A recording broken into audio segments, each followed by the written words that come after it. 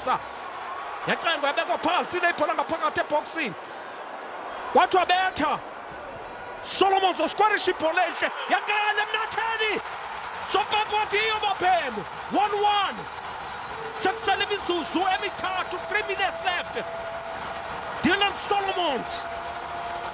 nqaku lakhe lesibini kwi-CAF Confederations Cup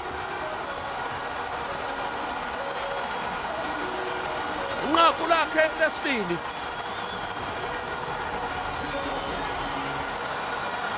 engaba uyayisindisa i-Kaizer Chiefs emlonyeni ngonyama bola etretshe kakuhle nguModi ibinguvilakazi unozinti wayibamba wayiyeka la bola iyamchisa ayisikwarishile kakuhle la bola uDylan Solomons uSilva uDasilva uthe efika kwathiwa sayingaphakathi mntanam uSompempe senyole kakade sithi mayoqala ku-center line sesithi la bola mayoqala ku-center line nqaku elihle ne-wingback yamakhosi